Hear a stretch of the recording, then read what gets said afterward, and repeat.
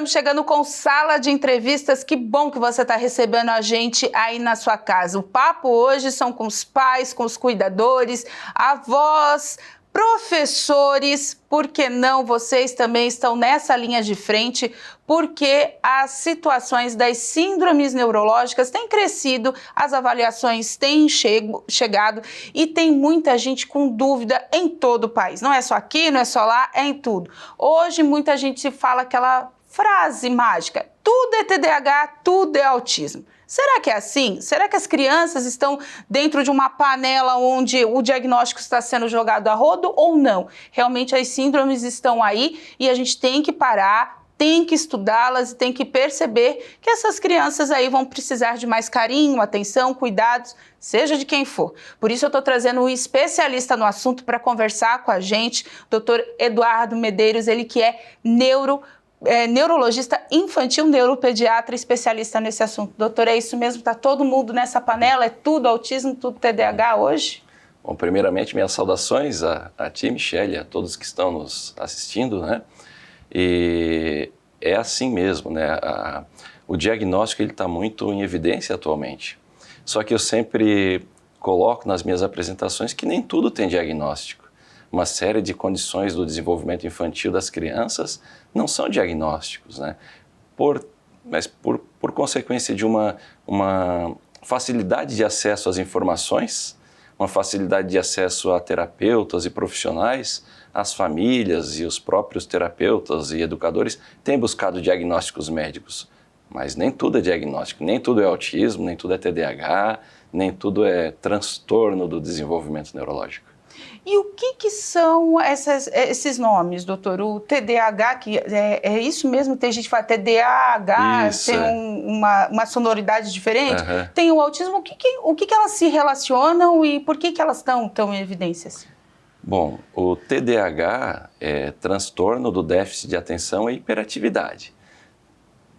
Sempre existiu, não é algo novo, né? É novo conhecimento por parte do público que antigamente era leigo e agora tem mais acesso à informação. O transtorno do espectro autista também, né, sempre existiu, não é nada novo, né? Mas quando a gente coloca transtorno do espectro autista, transtorno do déficit de atenção e hiperatividade, transtorno bipolar, transtorno opositor desafiante, transtorno disso, transtorno daquilo, sempre tem esse T na frente da sigla.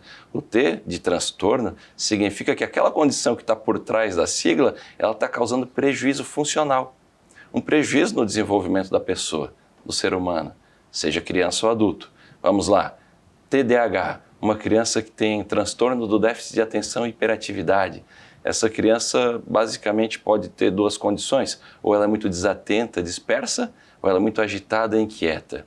Existem pessoas que são desatentas, inquietas ou dispersas, mas será que essa dispersão ou essa agitação estão ocorrendo em tamanho grau a ponto de causar um prejuízo funcional para essa criança ou para esse adulto? Se estiver causando um prejuízo funcional, ela pode se caracterizar um transtorno. Existem uma série de pessoas que são mais agitadinhas, pessoas que são mais agoniadas, inquietas, mas nem por isso sofrem de um transtorno. É uma característica de personalidade. Outras pessoas são mais dispersas, um pouco desatentas, viajam, como se diz popularmente, mas nem por isso tem prejuízo funcional. Se não há um prejuízo funcional, nós não estamos diante de um transtorno. Quando a gente fala em transtorno, a gente fala em transtorno do neurodesenvolvimento. Um transtorno que acontece no desenvolvimento cerebral, neurológico das pessoas a partir da sua infância. E quando o senhor fala essa perda funcional, é o quê? É fala, é motor, é social? O que seria ela, para a gente entender melhor? Depende. Pode ser uma perda motora, no caso de um transtorno motor. Pode ser uma perda ou déficit, a gente fala em déficits, né, de linguagem, e aí um transtorno no desenvolvimento da linguagem. Pode ser um transtorno, um déficit na nossa capacidade de se comunicar e interagir com outras pessoas, comunicação e interação social. Aí nós estamos diante do transtorno do espectro do autismo. Pode ser um transtorno ou um déficit persistente e incapacitante no nosso comportamento, ou por sermos muito agitados, inquietos, impulsivos, persistentes e não conseguirmos dar conta da nossa demanda simples do dia a dia, estudo, trabalho, estamos diante de um transtorno do déficit de atenção e hiperatividade. Então, depende muito da área do cérebro que está sendo acometida. O nosso cérebro controla tudo no nosso corpo, então cada área do cérebro é responsável por uma função diferente e bem definida. Doutor, quando a gente começa a investigação, né? Quando é que tem que levar uma criança, quando os pais ou os cuidadores... Hoje a gente vê muita escola chamando a atenção, né? A gente já entrevistou psicopedagogo aqui, já falamos com psicólogos, psiquiatras, falando muito disso, que a escola está apontando profissionais que realmente eles têm a vivência, mas não têm adequação, estão apontando esses transtornos, esses déficits nas crianças. Quando é que o pai e a mãe realmente têm que parar, prestar atenção? Não, tem alguma coisa errada, não está legal aqui, eu tenho que levar no neuro. Quando que acontece essa chamada de atenção? A criança, via de regra, quando ela nasce, ela tem um acompanhamento pediátrico. O pediatra é um especialista em crianças. E a criança é levada no pediatra mês a mês no primeiro ano de vida, a cada 3 ou 4 meses no segundo ano de vida. Isso já é cultural, é popularmente conhecido.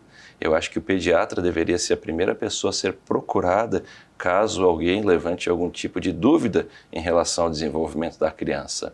Se a escola percebeu que a criança está com 2 anos, 2 anos e meio, não está falando e apontou para os pais isso, procure seu pediatra. Procure o pediatra para saber se aquele apontamento da escola ou de algum parente, vizinho, amigo, primo, está sendo adequado, ou se realmente ele está totalmente irrelevante, né? Mas geralmente quando uma escola aponta alguma coisa, a escola tem vivência, experiência na educação infantil. A pedagogia é uma área da educação que é especializada no desenvolvimento infantil, não com a formação própria para desenvolvimento da saúde, mas sim para a parte de comportamento e aprendizagem. Então isso também tem uma boa bagagem de formação e conhecimento a respeito do desenvolvimento infantil. Então, quando começar a acender alguns alertas, porque às vezes os pais também ficam resistentes, né, a essa situação. Não é todo mundo que acompanha, não é todo mundo que lê. E hoje, querendo ou não, né, qualquer tipo, se você falar, tem síndrome disso, tem TDAH, tem autismo, vem o preconceito. Ninguém quer que um filho sofra preconceito, seja de qual forma for, né, doutor? Sim, e quando existe uma suspeita por parte de alguém, seja escola, seja família, que o seu filho tem algum tipo de problema, começa a gerar uma sensação de impotência, de incapacidade e de destruição por dentro daquela família.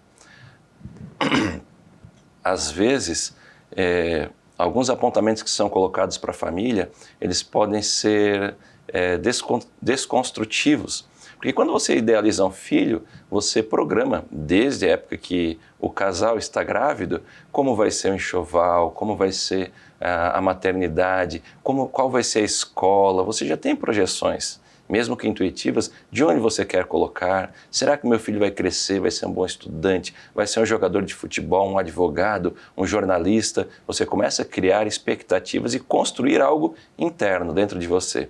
E quando é apontado para nós que um filho pode ter um problema, será que meu filho é autista? Será que meu filho tem TDAH? Será que meu filho tem algum outro tipo de transtorno? Começa a acontecer um abalo nas estruturas internas do casal. E aí, quando vem um diagnóstico formal, existe uma desconstrução daquilo que foi anteriormente projetado pelo pai ou pela mãe. E essa desconstrução, como qualquer desconstrução, ela abala as bases do relacionamento da família, as bases afetivas, as bases psicológicas de qualquer pessoa. E essa falta de estrutura, né, às vezes até de informação mesmo, porque como a gente diz, tem muita informação, mas tem muita informação errada. Quando chega na família um diagnóstico desse, como o senhor disse, abala e a mãe fica sobrecarregada, né? Aí a mãe fica com o peso de tentar consertar o que não... Como a gente sempre diz aqui, é síndrome, não é doença, doença cura, síndrome se trata, né? Não tem cura, infelizmente. Então, a mãe entra nessa sobrecarga de ajudar a criança e ao mesmo tempo entender tudo o que está acontecendo, né, doutor? Isso. Geralmente a mãe tem aquela relação afetiva muito mais intensa e próxima da criança do que o pai. Todavia, eu tenho vários pais cujas mães abandonaram seus filhos com doenças e que abraçaram a causa de uma maneira muito maternal. É estranho falar que o pai abraça de uma maneira maternal, mas eu tenho vários exemplos de crianças que eu acompanho que os pais, eles abraçaram a criança. Mas geralmente o afeto maior é com a mãe mesmo, né? A mãe gerou a criança dentro do útero, amamentou, pegou no colo, e a ligação afetiva da criança com a mãe, realmente, ela é maior mesmo, né? E essa questão dos pais, né, quando eles estão juntos, né, mesmo separados, às vezes muitos pais se dão bem, enfim, estão juntos ali na criação da criança, que vem esse diagnóstico, o bom é a família estar reunida e entender, porque às vezes não só os pais, mas tem aquele cabo de guerra, os avós, os tios. Ah, não é isso, não é aquilo. Ah, pode comer qualquer coisa? Não, não pode. Ah, é frescura ele ser seletivo. Tem tudo isso, né? Que gera um desconforto na família inteira. É difícil todo mundo entender a situação. É bem desconfortável. Eu costumo dizer para o casal, quando vem na consulta, pai e mãe, que existem muitos palpiteiros de plantão. Os palpiteiros de plantão, eles gostam de dar sua opinião, eles se acham no direito de causar uma intervenção, dar alguma orientação, e isso é natural, é intuitivo das famílias. As famílias funcionam assim. Só que cada pai e cada mãe sabe como funciona o seu filho. Sabe, entende o que ele precisa, o que ele não precisa, o que ele pode, o que ele não pode. Existem muitos palpiteiros de plantão que gostam de dar pitaco na educação do filho dos outros, só que para ajudar, para pegar junto, para levar no médico, para ficar com a criança na sua casa, para poder dar um período de folga para o pai e para a mãe sair, ter um momento íntimo entre si, são poucos. São poucos os palpiteiros de plantão que abraçam a causa, que pegam junto e ajudam a colaborar para o desenvolvimento da criança. A maioria aponta só dedos. Eu tenho algumas colegas que têm filhos com o diagnóstico fechado, né, que estão fazendo o tratamento e falam muito isso, que essa guerra, né? Ah, mas ele não gosta de tal comida, não gosta daquele, ele só come o macarrão sem molho. A gente está fazendo tratamento para, né, está fazendo acompanhamento para ver se ele evolui. Mas vai lá a avó e coloca o molho e a criança já entra em crise, começa todo aquele processo. Se não tiver envolvimento da família, fica complicado, né? O acompanhamento. Se a família é envolvida, fica complicado. Se a família não é envolvida, afasta, né? Que é melhor para o tratamento, né, doutor? Para o tratamento sim. Mas é bem assim, né? As pessoas não entendem e acabam dizendo que isso é manha, isso é mimo, se fosse comigo seria diferente, se fosse no século passado, quando eu era criança, que tinha falta de comida, as coisas não funcionavam assim. Mas a gente não vive mais no século passado. A educação mudou, a cultura da população mudou, o entendimento sobre como criar filhos hoje é bem diferente do entendimento que havia antigamente, né? Só para a gente pegar uma pauta bem simples em relação ao desenvolvimento histórico-cultural da educação dos filhos, os meus avós batiam nos meus pais, batiam com cinta, com vara, né? Não estou falando da minha família específica, mas daquela geração, né? Os meus pais, eles eventualmente davam um tapinha aqui, outro ali, e a minha geração geralmente ela já não educa mais os filhos com punições físicas, né? Então, no século passado existiam punições físicas. Se nós nos remontarmos à escola dos anos 50, as crianças que tinham um comportamento agitado, inquieto, que não respeitavam, elas sofriam punições, né? Os relatos, eles existem até hoje, crianças que davam a mão para que se batesse na mão com uma régua de madeira, ganhava uma reguada nas costas, ajoelhava no grão de bico, cheirava a parede. Isso era comum nos anos 50, 40, 60. E aí depois a pedagogia foi modificando, o entendimento foi modificando. A maneira com que eu criei os meus filhos hoje é completamente diferente da maneira com que eu criei, da maneira com que eu fui criado. E os meus pais me criaram de uma maneira completamente diferente da que eles receberam a educação dos pais deles, os meus avós. Então a educação ela vai se modificando à medida que a gente vai adquirindo mais conhecimento. É verdade, e esse conhecimento também entram essas questões, né? Porque também não é só as neurológicas, é tudo. Uma criança que nasce com uma deficiência física, algo que a limita, todo mundo tem que estar junto, né? Porque quando a gente não vê, fica mais difícil a compreensão, né, doutor? As síndromes invisíveis, né? Falando especificamente do autismo, é a síndrome que ninguém vê e que ninguém detecta, nem exames pré-natais, nem na hora do parto, e nenhuma outra condição relacionada à acurácia que a medicina tem por exames. Problemas relacionados àqueles transtornos que eu comentei no início do programa, o T, transtorno do déficit de atenção e hiperatividade, transtorno do espectro autista, transtorno opositor desafiante, transtorno obsessivo compulsivo, transtorno disso, transtorno daquilo. O diagnóstico é feito através da observação clínica. Relato dos pais, observação direta da criança, relato da família, relato da escola, dos terapeutas que lidam e atuam com a criança, psicólogos, pedagogos, professores, fonoaudiólogos, terapeutas ocupacionais e assim por diante, etc.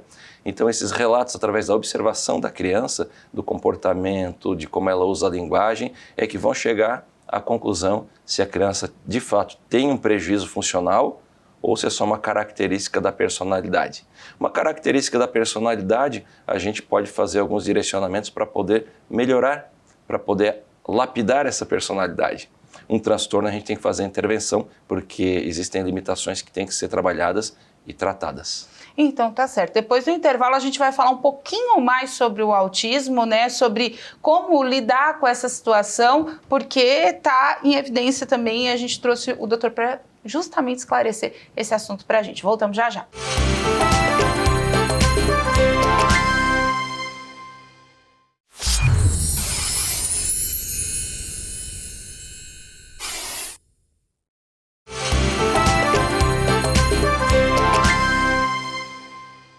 De volta com o nosso Sala de Entrevistas, hoje recebendo o neuropediatra Eduardo Medeiros. A gente estava falando no primeiro bloco, falando sobre os T's, as síndromes, enfim. Mas nesse bloco a gente vai aprofundar um pouquinho mais sobre o autismo, né? Muita gente tem dúvida e, como a gente disse, doutor, é uma síndrome invisível, as pessoas não veem. Então, quando a gente não tem a sensação do toque, aquela coisa assim...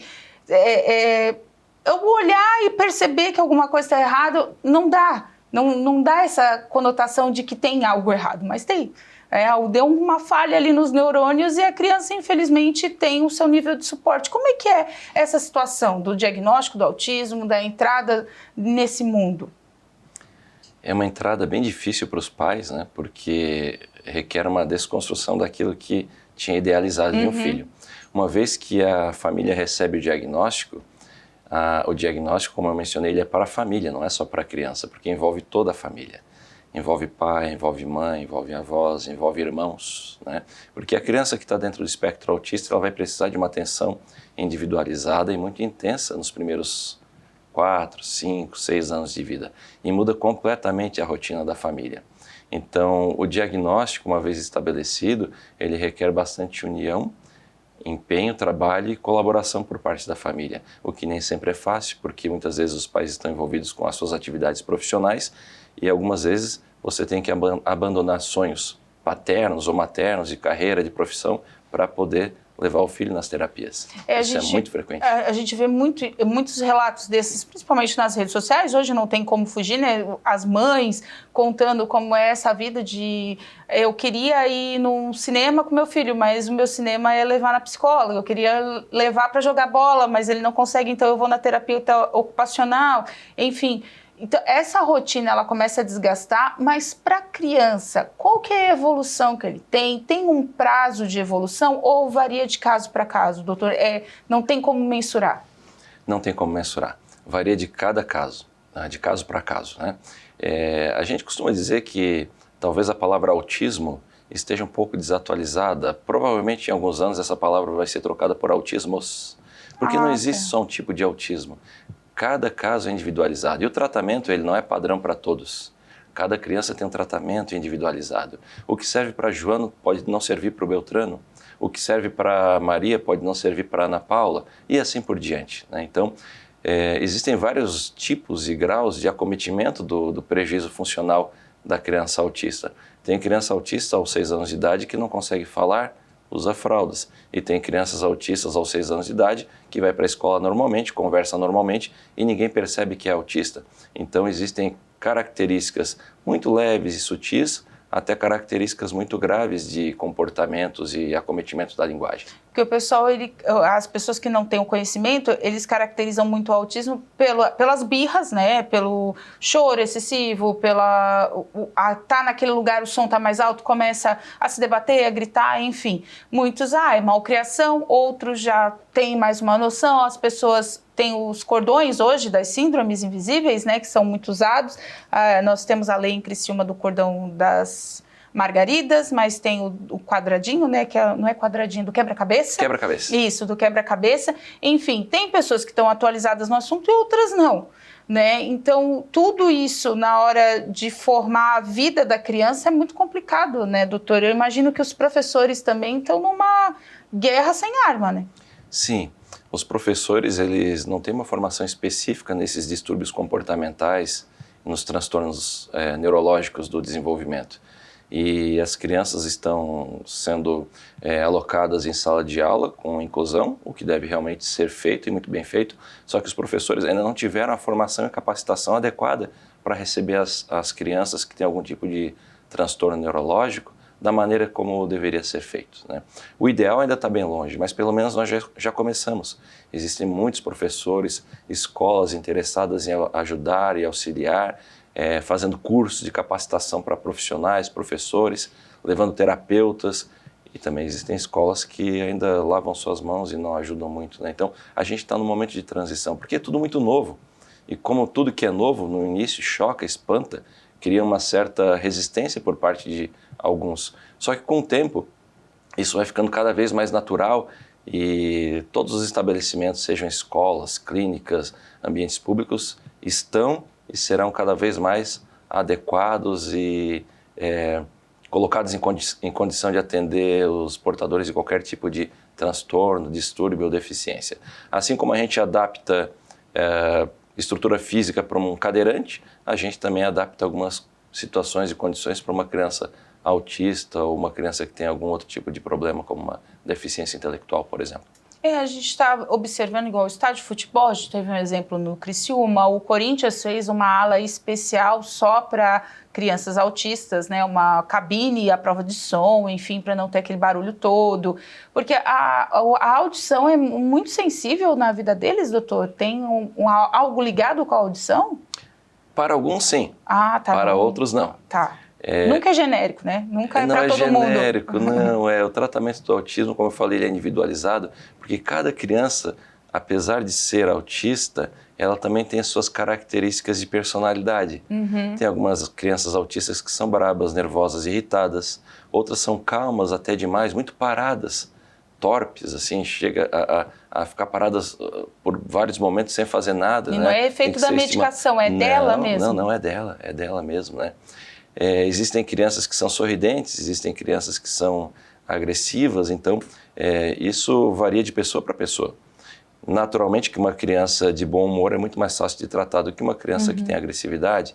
A terapeuta uma criança que coopera e colabora é muito melhor e mais fácil de tratar do que uma criança que revida e agride, né? Então existem vários desafios, não existe uma receita de bolo para todos, né? Mas voltando à parte sensorial, que é a audição, se por um lado a criança autista tem um prejuízo em interagir e se relacionar com as pessoas, por outro lado a maioria das crianças também tem dificuldade ou prejuízos em interagir e se relacionar com o mundo físico e material.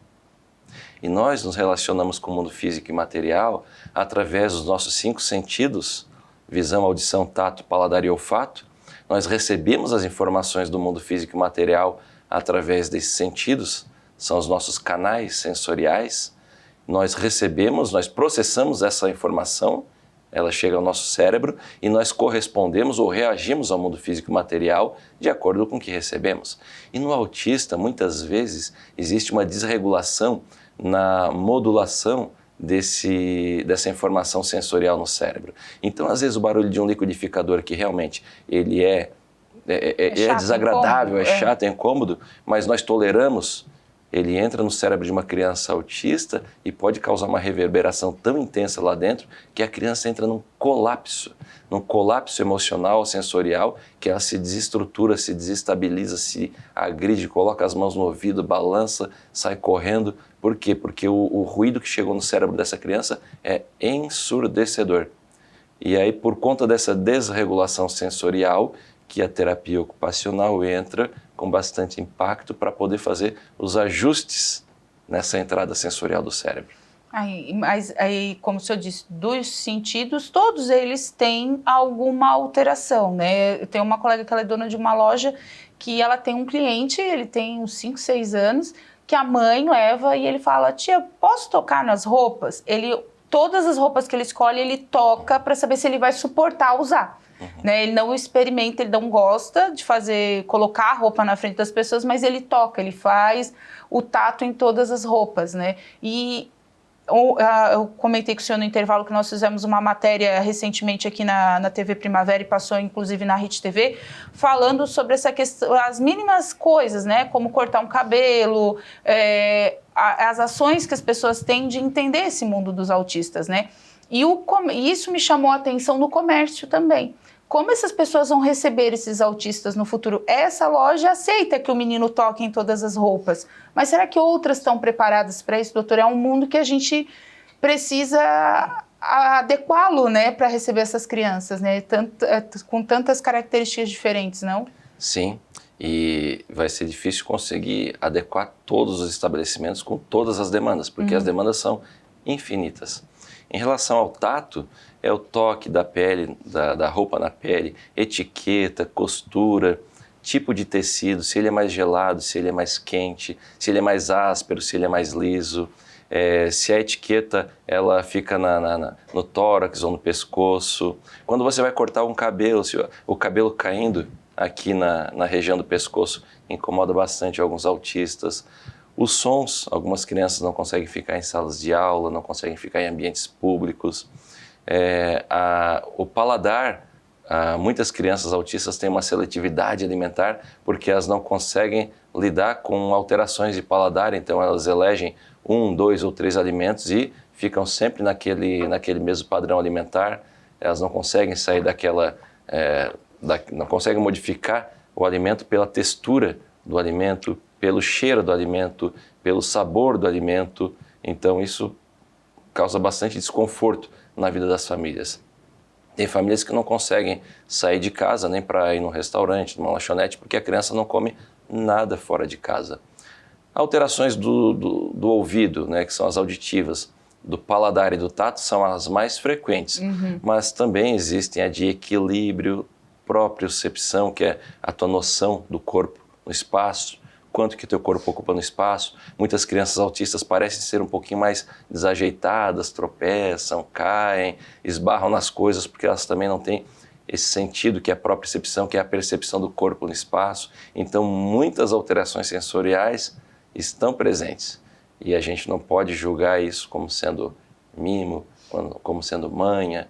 Aqui no sul do Brasil, o pessoal do interior fala em ganja, né? Então, são situações que merecem uma abordagem e serem trabalhadas. Antes da gente já está quase no finalzinho, mas é a questão dos suportes, né? Hoje, antes falava grau, né? Autismo até 5º grau e tal, hoje fala suporte.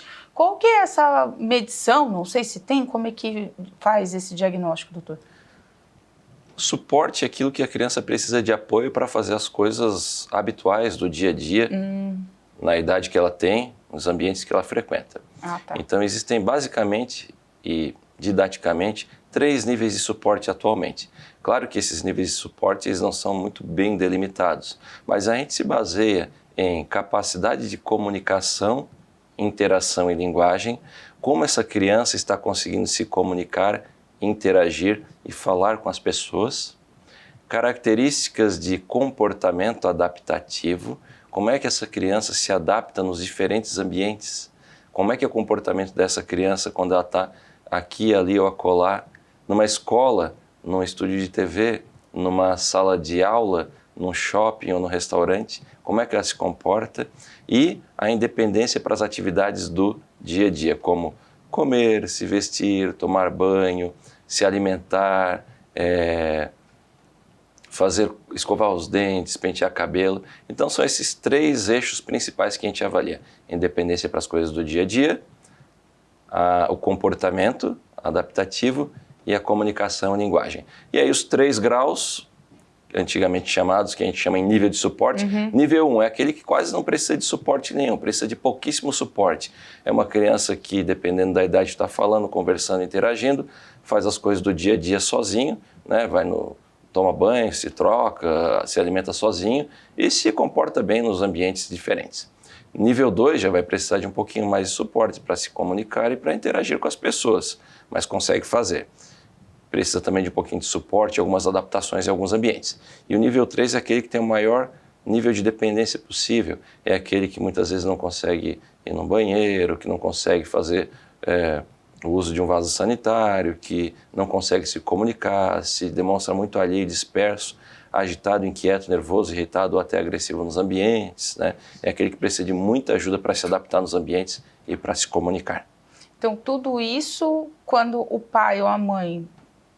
A gente sabe que muita gente não consegue ir no pediatra regularmente, até porque muita gente tem assistência pela unidade de saúde, que não tem pediatra, muitas vezes é o clínico geral, enfim. Mas então a gente fala para essas pessoas também que não conseguem, né, atingir esse máximo.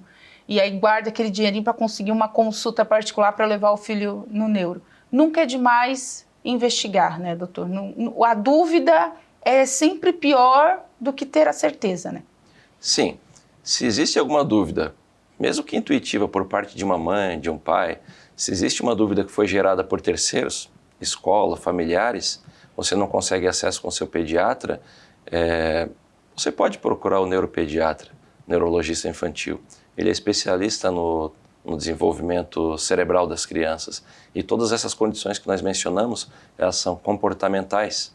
Elas são abordadas tanto pelo neurologista infantil quanto pelo psiquiatra infantil. A procura por neurologista infantil hoje, ela é muito grande, nós não somos em um número muito grande no país. E psiquiatra infantil, menos ainda.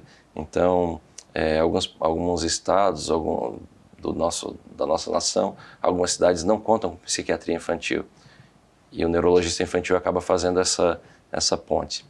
Eu sempre recomendo o neurologista infantil numa avaliação inicial, porque alguns distúrbios do desenvolvimento neurológico são relacionados a doenças do cérebro, doenças metabólicas, doenças genéticas, e aí nessa esfera, nesse campo, o neurologista tem um pouco mais de conhecimento e vivência. A terapia ABA, doutor, ela vem como uma especialização, é isso? Ela só trata quem tem alguma síndrome? Como é que ela funciona? A terapia ABA, na verdade, é uma ciência que foi desenvolvida há mais de meio século por psicólogos, não me recordo de onde, e ela trata uma série de comportamentos humanos. E no ano de 1987, um psicólogo americano da Universidade da Califórnia, o Lovaas, ele demonstrou, através de um estudo muito conhecido até os dias de hoje, que as crianças autistas elas eram capazes de aprender e melhorar o seu nível de QI através dessa abordagem da psicologia, que é a abordagem ABA, que é Applied Behavior Analysis, que é uma sigla em inglês que significa análise do comportamento aplicada. Então, através dessa abordagem, ele conseguiu documentar isso, mas é uma abordagem que já era utilizada em outras situações e que pode ser utilizada. Se você quiser, por exemplo, parar de fumar, você pode fazer ABA. Se você quiser parar de ter medo de elevador, você pode fazer ABA. Né? Só que no autismo ela ganhou muita evidência a partir de 87, por conta desse estudo que ficou mundialmente conhecido por esse psicólogo da Universidade da Califórnia. E atualmente é a técnica mais difundida no Brasil e nos Estados Unidos. Outros países da Europa e do resto do mundo também utilizam terapias comportamentais similares ao ABA, só que não com esse nome. O ABA ele é americano e ganhou bastante difusão na América Latina e no Brasil. A Europa, França, Inglaterra, Alemanha e Itália utilizam técnicas parecidas com outros nomes, mas é a psicologia comportamental, a base comportamental é que dá os melhores resultados para o desenvolvimento das crianças autistas. Doutor, seria mais 2 horas de conversa com o senhor, conversa fácil, explicação boa, para que pais, cuidadores, professores, enfim, entendam mais desse mundo. Como a gente sempre fala, são síndromes invisíveis, é difícil você entender quem não está no meio, né? Às vezes um vizinho está vendo, sabe que a criança tem o diagnóstico, o outro vê, os palpiteiros, como o senhor disse, é difícil não entender quem não está no meio. E a gente tenta aqui mostrar para as pessoas que não é um bicho de 7 cabeças. Está aí, está há muitos anos, tem muitos adultos sendo diagnosticados agora, né, também com transtornos, com síndromes, né, a gente está vendo uma crescente até assustadora desses números. A gente também já chamou a atenção que é muita gente atrás de laudo, não atrás de tratamento, infelizmente. Então foi muito esclarecedor a gente poder trazer aqui essas informações, um pouquinho delas, para que as pessoas procurem, né? Se tiver alguma dúvida, como a gente fala, quem sofre não são só os pais, a criança sofre mais do que todo mundo, né, doutor? Sim, sofre, né? E também vale ressaltar que nem tudo é síndrome, nem tudo é transtorno, nem tudo é distúrbio. Existem crianças mal educadas, existem crianças mimadas, existem crianças com problemas comportamentais que não são neurológicos, são ambientais, né? Problemas proporcionados pelo ambiente que a criança vive. E essa situação, na minha opinião, é a mais difícil de tratar. Aí tem aquela turma toda que vem junto, psicólogo, terapeuta, e todo mundo vai fazendo aquela roda e até chegar e falar assim, não, calma, não é isso. É, porque você mexe com padrões comportamentais familiares que às vezes já são oriundos de gerações, né? É verdade. Meu pai foi criado assim, minha avó criou ele assim, eu criei assim, vai passando de uma geração para outra, e para quebrar paradigmas não é fácil. Então tá certo, doutor, mais uma vez muito obrigado pela presença. Eu que agradeço. Gente, nosso Sala de Entrevistas fica disponível para você no nosso canal do YouTube /TV Primavera Criciúma, para você compartilhar informação precisa, informação esclarecedora, para que aí você quebre também dentro de si alguns paradigmas sobre esse assunto. Gente, uma boa tarde, obrigado pela presença e até o próximo Sala. Tchau!